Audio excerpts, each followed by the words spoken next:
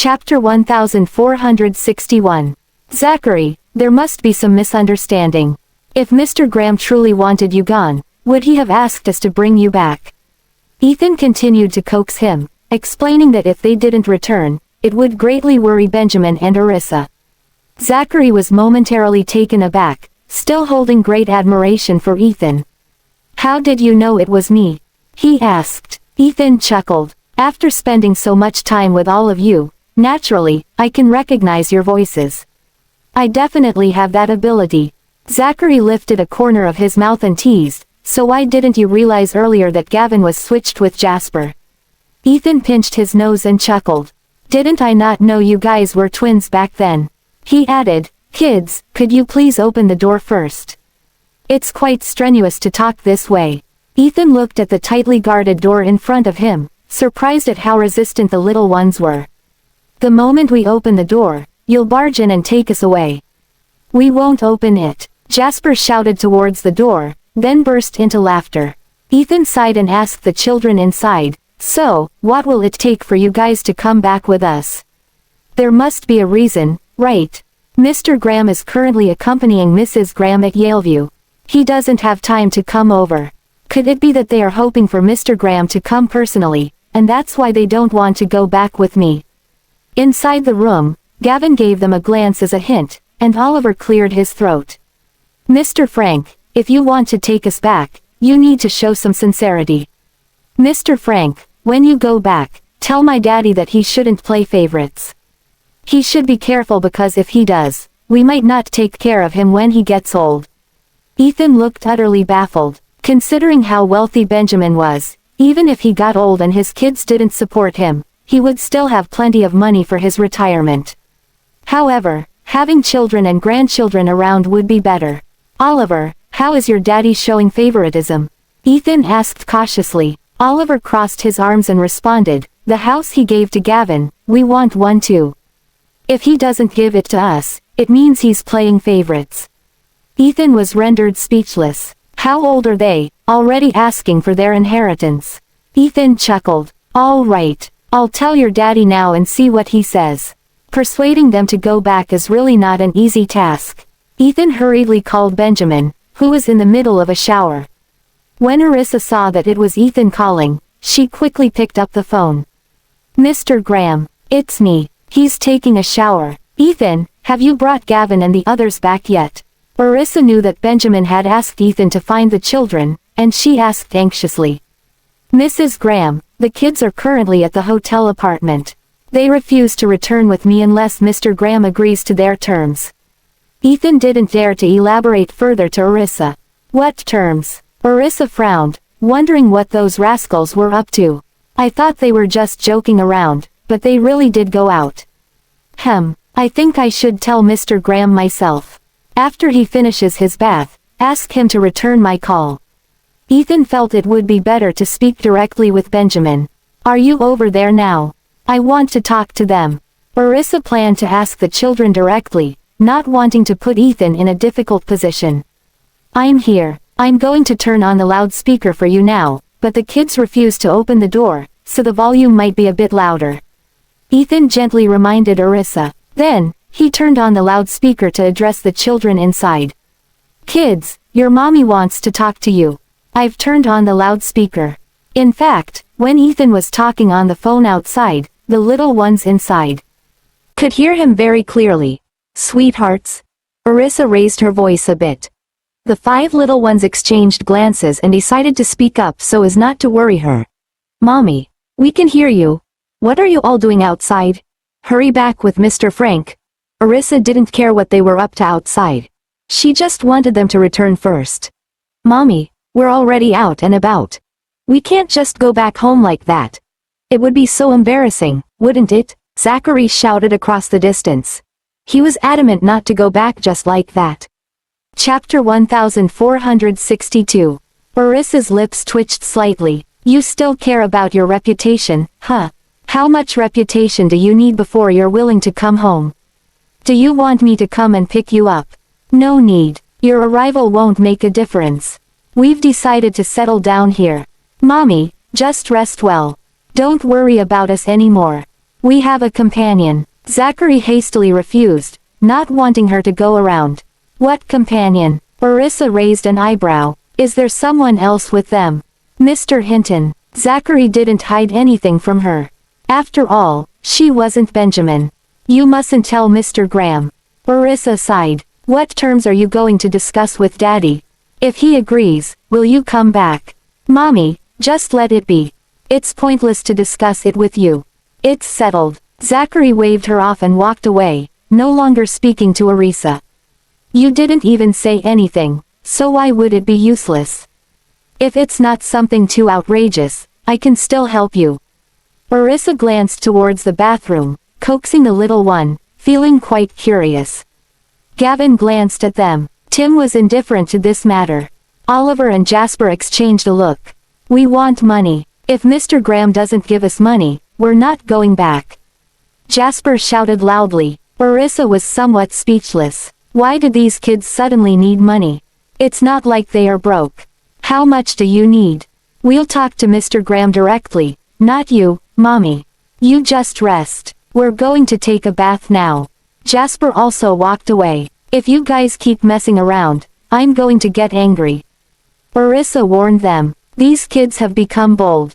They didn't answer my calls earlier, and now they're asking for money. Mommy, please don't get angry. Otherwise, Mr. Graham will dislike us even more. Oliver calmly reminded Orissa without going into specifics. What if Mommy finds out and gets really angry? What should we do then? Well, I'll just tell Daddy directly. There's still hope for our houses. Orissa responded, when has your daddy ever disliked you? Stop talking nonsense. Mommy, don't worry about us. We're doing great here. We're off to take a bath. Gavin also spoke up, then walked away to take his shower. How could I not worry if you guys don't come back? Is everything you need available over there? After a while, Tim finally responded to her question. Mommy, we have everything we need here at Gavin's house, including clothes. Don't worry about us. We'll take good care of ourselves. Tim, please talk to them nicely and come back with Mr. Frank. Orissa could only persuade her second child. Tim was caught in a dilemma. Then, he saw Gavin, Zachary, Oliver, and Jasper waving at him, signaling him not to agree with their mother. Mommy, they won't agree. Tim stated honestly. So, how much money are they asking from your daddy? Orissa questioned. Mommy, they won't let me speak. His innocent face turned red as the boy found it difficult to lie. Jasper went straight over to pull Tim away and called out to Orissa. Mommy, we're going to take a bath now, so stop asking questions. Bye, Jasper. Orissa called out, but the little one didn't respond.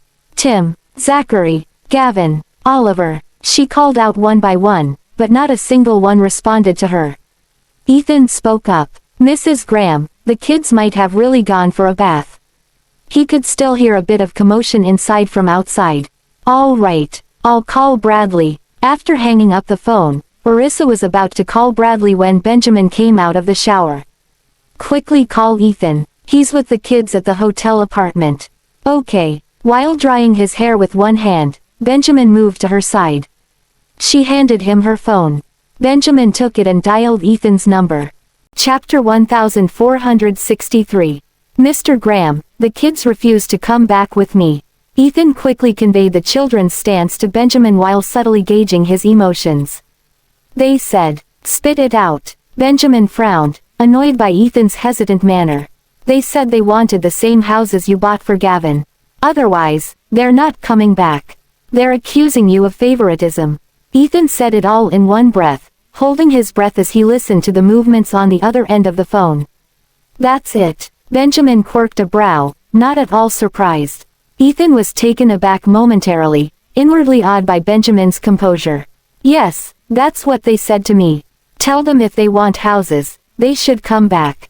Benjamin's eyes glinted sharply. Orissa looked over. Houses. What houses? I must have misheard, right? I'll try my best, Mr. Graham. Since I arrived, the kids have refused to open the door. I'm barred outside. Ethan honestly explained his current predicament. This isn't an easy task. All right. Without saying anything else, Benjamin hung up the phone. The kids are asking for houses. Orissa stared at him, her face lined with confusion. Yeah, Benjamin glanced at her. There's nothing surprising here. If spending money could appease those few kids, it would be easier than anything else. Like this house we're living in.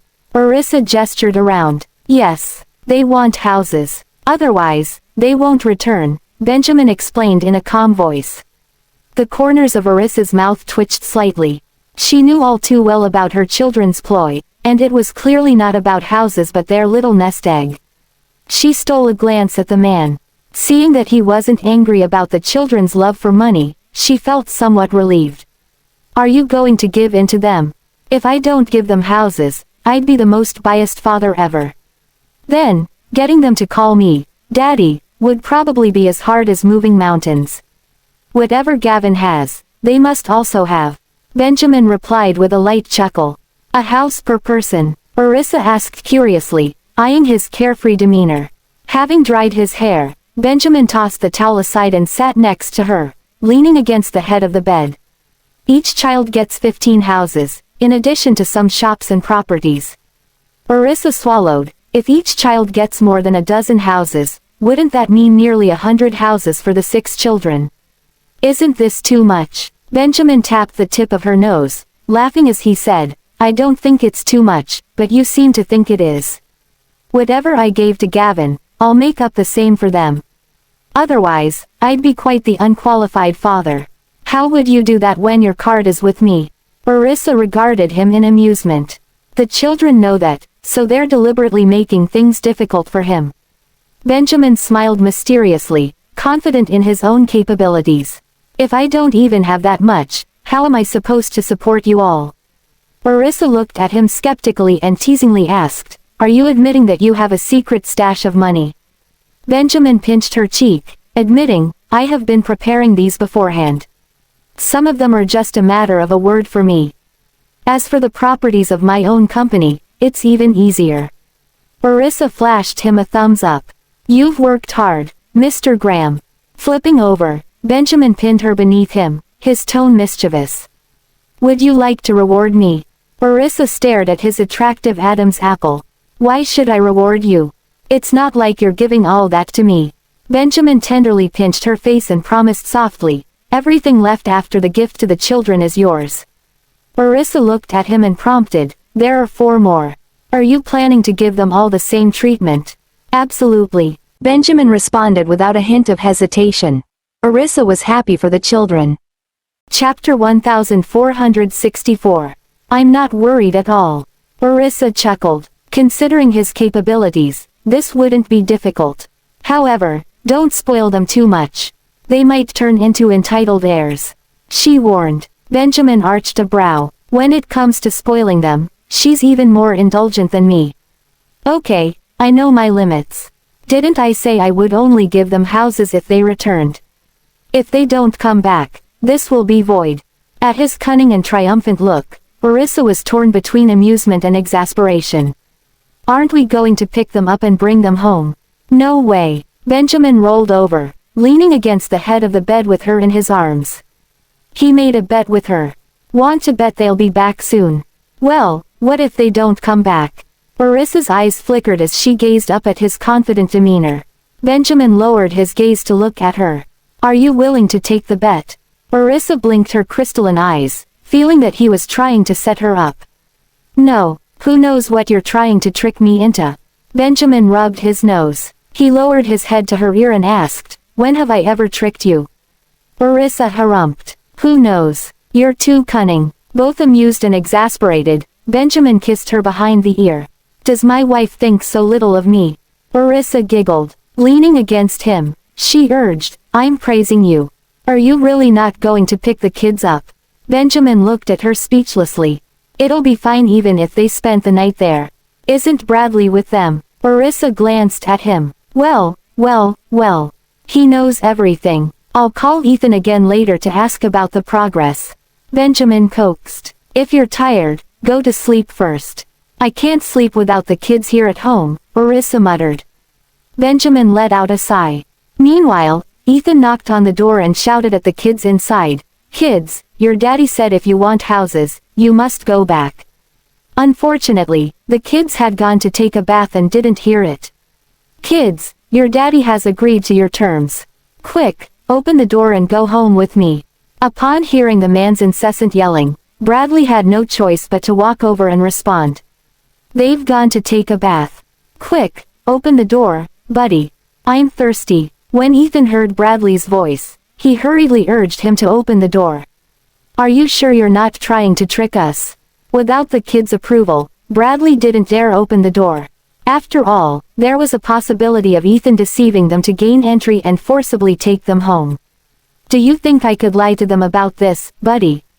I just spoke with Mr. Graham, and you must have heard some of it from inside. Since you dared to help the kids run away from home, he won't let you off easily. I'm giving you a chance now.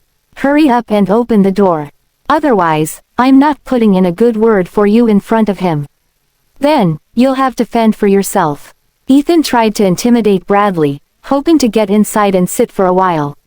He had been there for almost an hour, yet he hadn't even had a drop of water. "Let me go and ask for their opinion. If I let you in arbitrarily, and they disapprove and blame me, things won't bode well for me." Bradley was also having a headache, never having expected to be discovered by Benjamin so quickly. He quickly rushed to the bathroom door and knocked on it, hollering, "Sweethearts, your daddy has agreed to the terms." "Wow, this is awesome." The kids began cheering in the bathroom. Hey, hold on a second. Ethan has been outside for quite a while now. Shouldn't we let him in to rest?" Bradley spoke up for Ethan, doing him a favor. Could Mr. Frank have said that on purpose? "Let's not let him in just yet." The kids whispered and discussed among themselves in the bathroom, then said to Bradley, "Mr. Hinton, don't open the door for him. He might be trying to trick us." "All right, then." Bradley wasn't sure if Ethan was telling the truth either. He walked to the door, feeling helpless. "I've spoken to them, buddy, but they won't let me open the door. I'm sorry. You'll have to bear with it and wait outside for a bit. They'll be done with their bath soon. Could you get me a glass of water first?" Then, Ethan's mouth was completely dry. Bradley glanced at the door, knowing that once it was opened, they could all barge in. "Just bear with it," words eluded Ethan. Chapter 1465. Before Ethan could wait for the kids to open the door for him, the delivery guy showed up instead. The delivery man glanced at the crowd gathered at the door. They were all tall and burly, with stony faces, resembling debt collectors. A shiver ran down his spine. After double-checking the address several times and confirming he was on the right floor, he stepped forward and knocked on the door. "Delivery." Ethan's eyes lit up. He stepped aside and waited. After a while, footsteps could be heard from inside the house. "Is there anyone else out there besides you?" Bradley asked deliberately. Ethan wore a look of disbelief. "Is there really a need to be so guarded against us?" "Yes." The delivery man swallowed, his gaze lingering on Ethan and the others out of the corner of his eye. "Just leave it at the door," Bradley shouted. The delivery man glanced at the crowd at the door, increasingly convinced they were debt collectors. "I'll leave it at the door, then, buddy. Give it to me." Ethan reached, offering to help carry the takeout. The delivery man glanced at him in terror. Once he handed the takeout over, he quickly ran off. Ethan raised an eyebrow, the takeout in his hand feeling a bit heavy. He glanced at the bodyguards who came with him. "Are we really that scary?" The bodyguards' lips twitched slightly. Who wouldn't be scared to see a group of men blocking a doorway? "Open up, Bradley. The takeout is here, and we can't just eat it all ourselves, can we?" Ethan knocked on the door and called out again, hoping to seize the opportunity to gain entry. "It's supper for the kids. If you eat it, you'll have to go out and buy more yourself. Don't say I didn't warn you. Feel free to eat it if you want." Bradley didn't mind since it didn't make any difference whether he ate. Ethan chuckled. This guy is quite cunning. He had no choice but to wait with the takeout until the kids finished bathing. Meanwhile, when Keegan arrived home with Beatrice and his son, he immediately began questioning Beatrice about the matter. "Now that we're home, can you explain to me what exactly is going on?" Beatrice glanced at him. I'll take Mikey upstairs to rest first. Let's go, Mikey. It's time for bed. Beatrice led her son upstairs by the hand. Keegan's brows furrowed deeply. He stared at her retreating figure, unable to comprehend why the two families had become estranged. Beatrice didn't waste much time, nor did she dare to tarry any longer. After putting her son to bed, she went downstairs and sat across from Keegan. Keegan, Orissa is my daughter. Keegan was taken aback, never having expected to hear that. Subconsciously, he questioned, how could it be? She is also Regan's daughter. I didn't take her away back then. Beatrice lowered her head with guilt lining her face. I should have told you when we bumped into each other at the hotel previously, but I didn't know how to say it. She has always resented me for not taking her with me all those years ago. As she spoke, tears streamed down her face, and she was seemingly filled with guilt toward her daughter. Keegan couldn't bear to see her cry. He sat down beside her. Wrapping his arms around her, he coaxed, "This isn't your fault. You were also in a difficult position as you were marrying me. You two are mother and daughter, so talk it out. She should be able to understand. Benjamin's wife turned out to be my wife's daughter." At the thought of that connection, Keegan became somewhat excited. So, the few kids are also Mikey's nephews.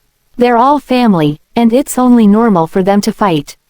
Let's not dwell on who's right or wrong. Tomorrow, we'll go and visit them, sit down, and have a good talk to clear things up. Beatrice glanced at him. You don't mind. What should I mind? I'm well aware that you have a daughter. You didn't say anything to upset the kids today, did you? After all, they're your grandchildren. Keegan didn't take this matter too seriously, thinking it was all a misunderstanding. Beatrice recalled that she had wanted to hit the kids right off the bat. Her heart sank. No matter what, she couldn't bring herself to like them. They were the ones who hit Mikey, yet they still acted so arrogantly. All right. As long as the misunderstandings are cleared up, that's all that matters. Don't be so calculative with family. Keegan interrupted her, trying to soothe her by saying that. Chapter 1466. Ethan waited for over 10 minutes before he heard voices coming from inside the house. He quickly knocked on the door again. Kids, could you please open the door? Gavin, Tim, Zachary, Oliver, and Jasper exchanged glances. The takeout just arrived, and Ethan brought it. Bradley informed the kids before heading to the bathroom to take a shower. Regardless of whether they would be going back with Ethan, he was staying there that night. He didn't feel like running around, and he needed to return to Rudisii Village early the next morning to oversee the construction project's progress. The 5 kids went to the door and opened it. You finally decided to open the door, kids. Ethan almost fell to his knees in gratitude. It was quite a challenge to get this door opened. Did Benjamin agree to give us houses? Zachary asked, getting straight to the point. Chuckling, Ethan nodded. Yes, your dad agreed to your terms. Can you come back with me now? Zachary glanced at him skeptically. What if you're lying to us? Ethan smacked his forehead and then raised his hand in a solemn oath. If I'm lying to you, may I never find a wife in my lifetime. The 5 kids burst into giggles. Isn't that going a bit too far, Mr. Frank? If you can't find a wife, we'll have to take care of you in your old age. Jasper teased Ethan, his playful nature shining through. Maybe you should be more open-minded about gender. Don't limit yourself too much. Ethan's expression darkened. I'm heterosexual. I still prefer you guys taking care of me in my old age. Aren't you afraid I'll make you sleep in a doghouse? Oliver nudged his glasses, grinning at him. Living in a doghouse isn't so bad. I don't mind it. Ethan patted him on the head. Enough of that. Come home with me. Your mom and dad are waiting for all of you to return. We'll have dinner before we go back. Gavin glanced at him, not in a rush to return home. Raising an eyebrow, Ethan carried the takeout into the room. Fine, have dinner first then. The kids took the takeout from him and dashed inside. They immediately started eating as soon as they opened it. Mr. Hinton, come and join us for dinner. Not forgetting about Bradley, they all called out to him loudly. Just save some for me. I'm taking a shower. Bradley turned off the showerhead and shouted back. We'll eat first then. Jasper sat down. When he noticed Ethan sitting off to the side and drinking plain water, his eyes flickered. "Aren't you eating, Mr. Frank?" Ethan glanced at the kid and indulgently said, "Go ahead and eat." "I'm not hungry. If I were to eat, there wouldn't be anything left for them," he thought to himself. "There's plenty more. Go ahead and eat." Oliver handed him a chicken wing. "Thank you, Oliver." Ethan was deeply moved. "I called for you guys to open the door outside earlier, but no one did. I was about to die of thirst. Aren't we sharing our food with you now as compensation?" Jasper retorted, curling his lips. "Have some more water, Mr. Frank." Tim refilled his glass. Ethan looked at them, feeling grateful. He then had dinner with them. At that moment, he received a call from Benjamin. "Have you brought them back yet?" He quickly swallowed his food and cautiously replied, "We're still at the hotel apartment. The kids are having dinner. We'll head back once they're done eating. Bring them back as soon as possible," Benjamin urged before hanging up. Ethan let out a sigh of relief, thankful that Benjamin didn't press the matter. He turned to the kids with a smile. "We need to go back now, kids." Gavin glanced at his brothers before elegantly wiping the corner of his mouth. He nodded. "All right, then." Jasper felt a bit regretful. "This place is so nice, it's a shame we won't get the chance to live here." Ethan was amused. "Once Mr. Graham gives you houses, you'll have plenty of opportunities for that." For the sake of the houses, the kids had no choice but to compromise and return to Yaleview with him. Chapter 1467. Are the children home? Orissa asked Benjamin for what felt like the umpteenth time. Ethan said they're having supper. They'll come back once they're done. Benjamin looked at her somewhat helplessly because she refused to go to bed until the kids returned. Pouting, Orissa complained, "If you had gone to pick them up, they would have been back by now."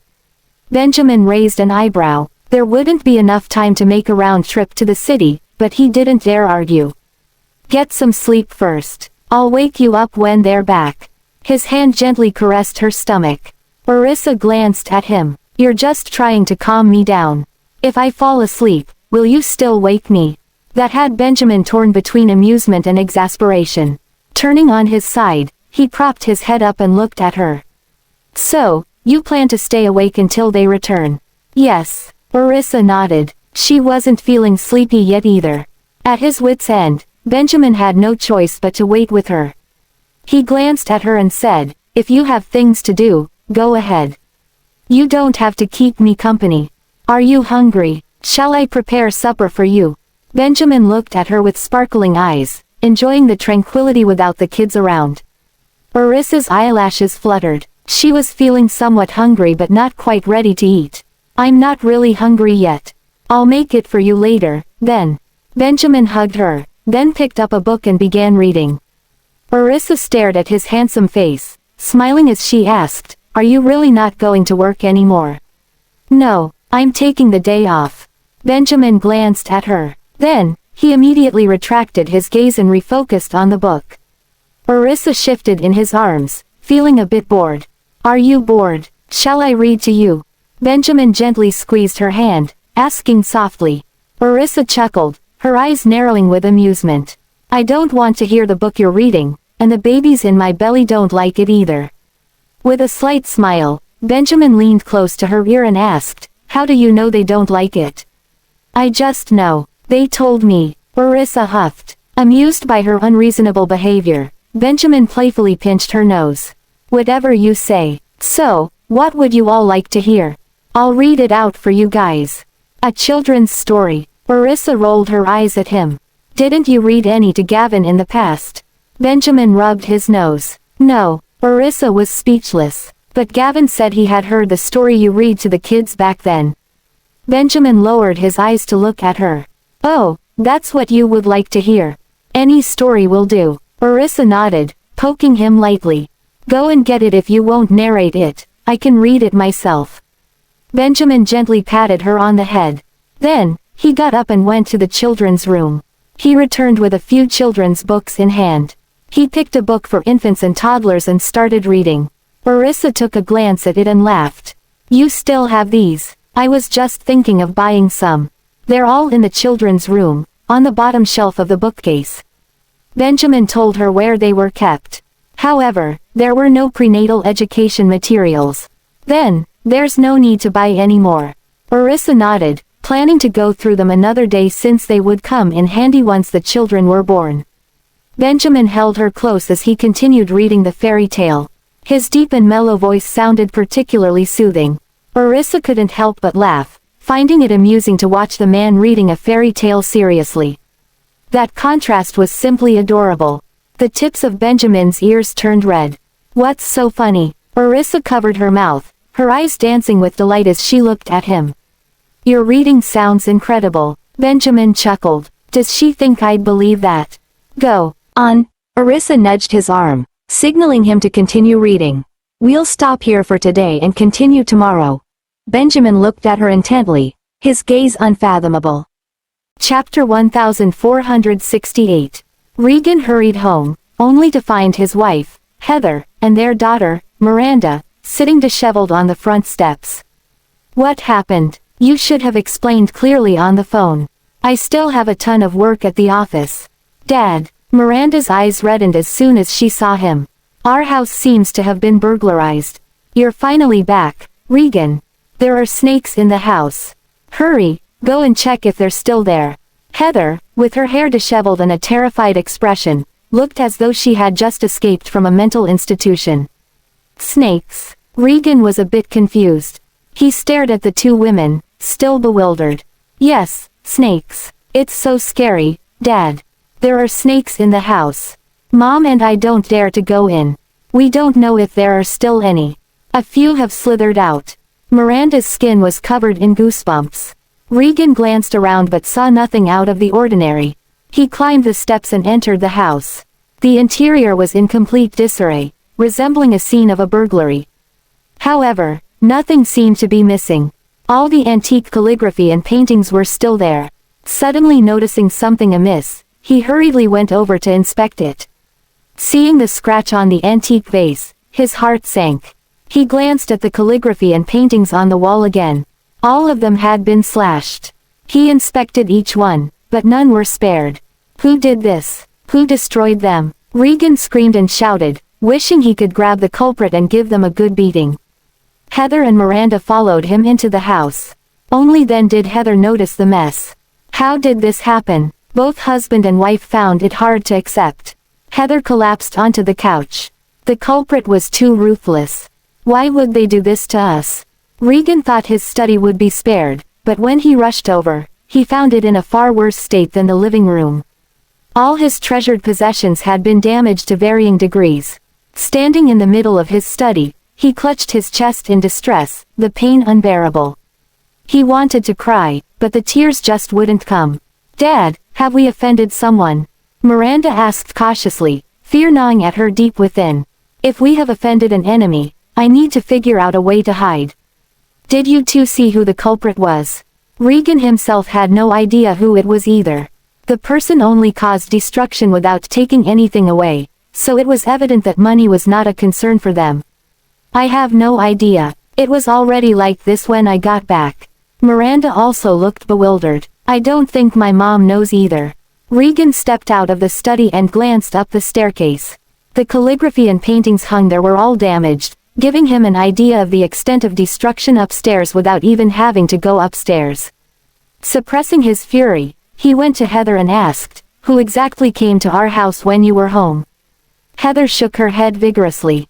She huddled on the couch, too afraid to get off it for fear that a snake might slither out in a moment of inattention.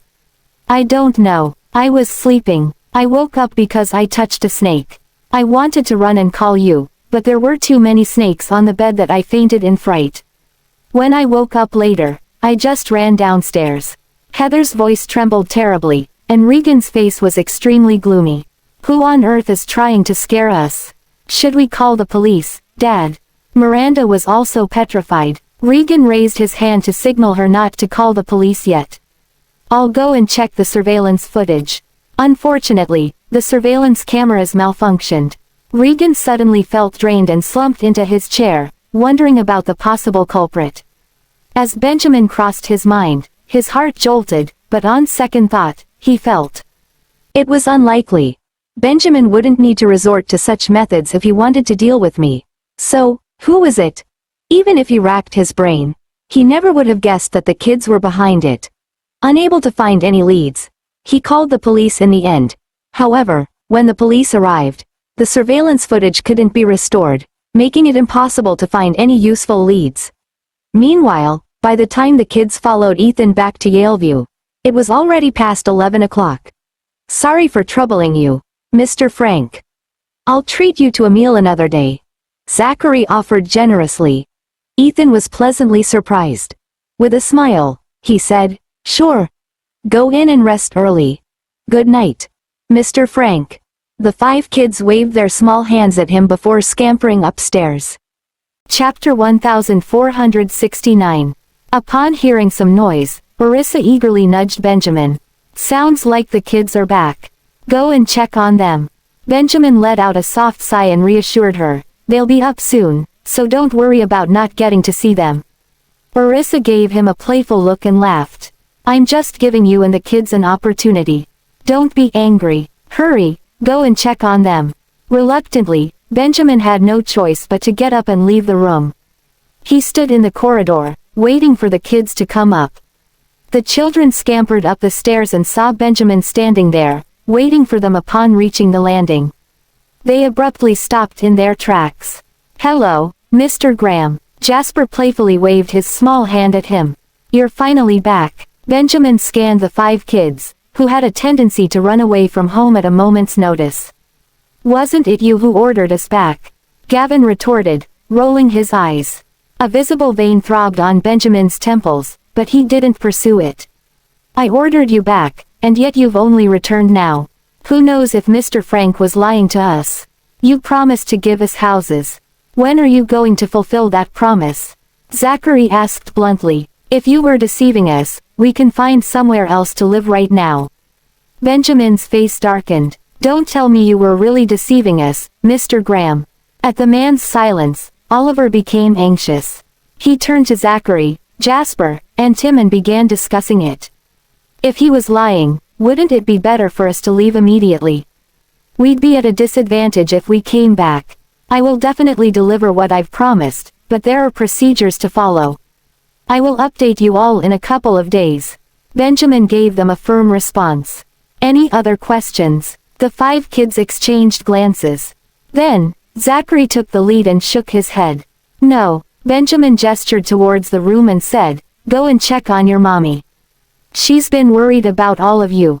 "Got it." The 5 kids replied in unison and hurried off to find Orissa. "Mommy, we're back." Gavin, Tim, Zachary, Oliver, and Jasper rushed into the room. Orissa looked at the 5 of them, deliberately putting on a stern face. "So you've finally decided to come back. Didn't you run away from home?" "We were wrong, Mommy. We're sorry." Jasper climbed onto the bed, wrapped his arms around her neck, and kissed her on the cheek. "We were wrong, Mommy. We're sorry for making you worry." Tim also climbed up, hugged Orissa, and apologized. "Mommy, we just went out for a bit, and you're still scolding us now that we're home."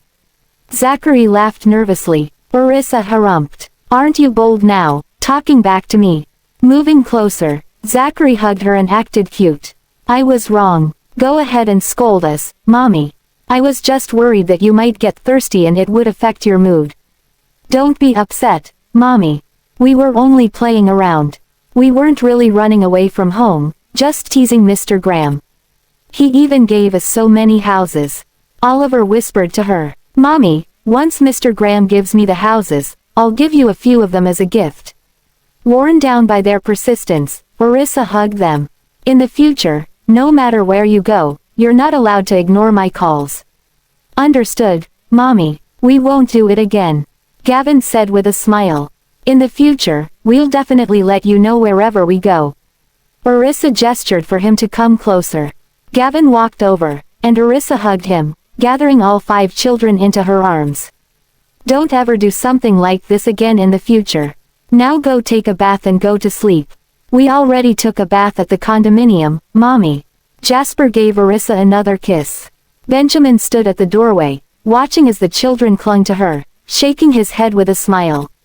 Then, you should go back and sleep. Your sister is alone in the room, Orissa urged. The 5 kids widened their eyes, seemingly only then remembering their sister.